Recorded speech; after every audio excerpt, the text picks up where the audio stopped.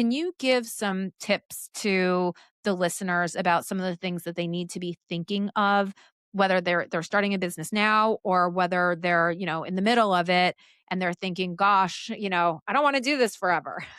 Yeah, it's such a great point because going back to our early conversation about risk and like grit and like what you're willing to kind of endure in building that business really changes based on your personal life. And I could only say it from the point of view of mine, but I can say that I work with so many incredible moms and women who have families that were forced into entrepreneurship because they needed to create lifestyle businesses around their time and their families. So that's one of the experiences that I have now is creating lifestyle businesses around what is your goal? Maybe it's not earning your own salary, but maybe it is earning, I don't know, half of it, and then you're not paying half to childcare, right? So it doesn't Yes. everyone's goals are different. And for me personally, one tip or trick kind of that I share is around healthcare.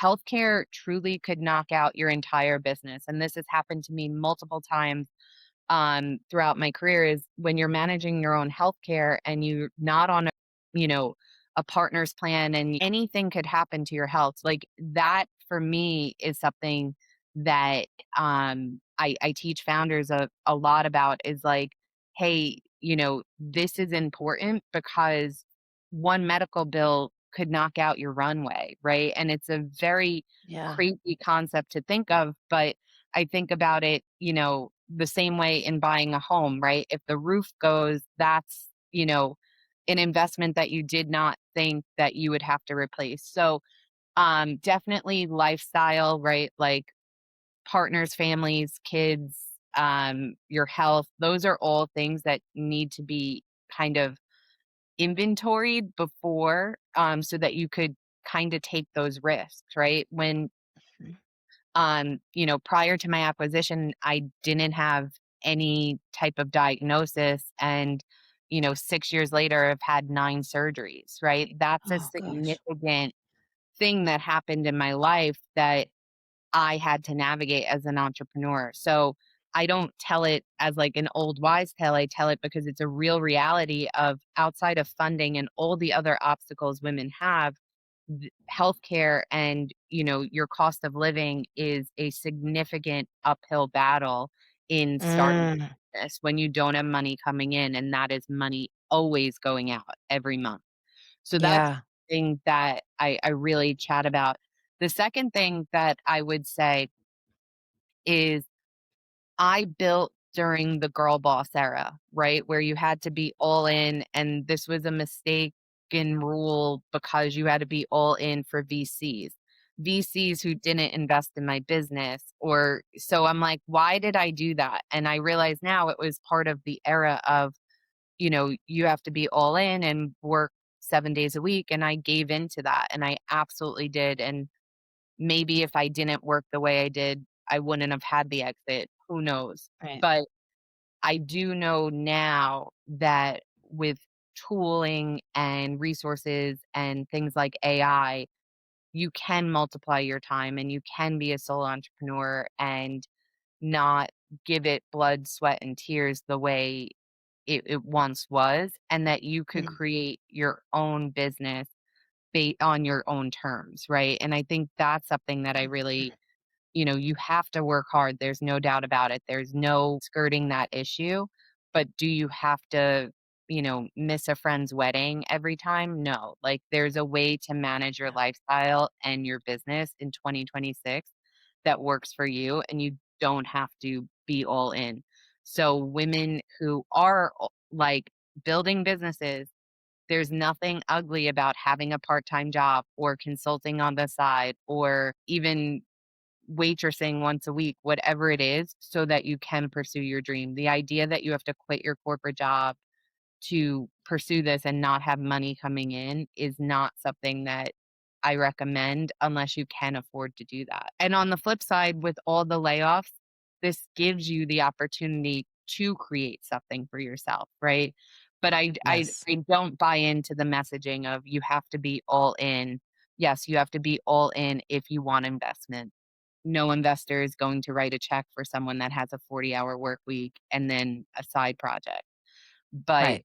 if you're building for yourself and you're bootstrapping, there is nothing wrong with having a part-time job or some type of side hustle for income.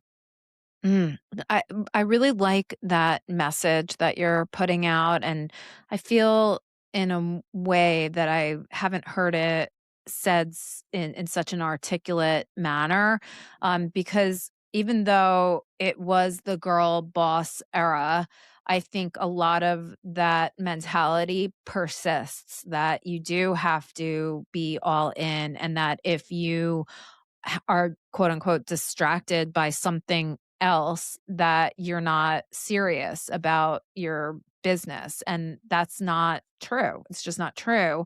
And we shouldn't feel shame about having to have a different source of income in order to cover all of these things that you're talking about. They're critical for our health and Right, our well-being and our families, and we shouldn't put our life in harm for the business, right? right, I think somebody on my podcast said something about like laying your life on the altar in service of your business, and I thought, wow, that's really well said. And there is this societal message that like whatever we do as women, we have to do it all. And I feel like it extends to a business. Like, hey girl, you're gonna have a business, you better do it all. right. And it's just a fallacy. So I really love that message. Thank you so much for calling that out. I know that I personally have a lot of those things going like you're talking about. I have a little bit more of a stable Right. income through my teaching, and then I experiment a lot with the conferences that I do, and even this podcast and some other things. But yeah, it's like I think that type of a mosaic career, if you will, is beneficial for women as we move through our lives, because it's exactly what you said. Our lives dictate how we can work. We don't have Exactly. the benefit that men do. We just don't, Yeah, which sucks. it's a raw conversation, right? Because I spoke to a founder recently, and like she's an entrepreneur, her partner's an entrepreneur, and they have complete different views on Yeah. I can or I can't. And, it's just very interesting because as we navigate our, careers and health and life, like we're just never putting ourselves first, even if, and that's saying it as like a single woman, right? Like I'm not married, I don't have children, but you're always thinking about everyone else in your Yeah. life before you make a decision for yourself. So, as someone that works with a lot of, moms and women and business owners, it's not just a behavior that I see in myself, but it's definitely across the board of all of my clients.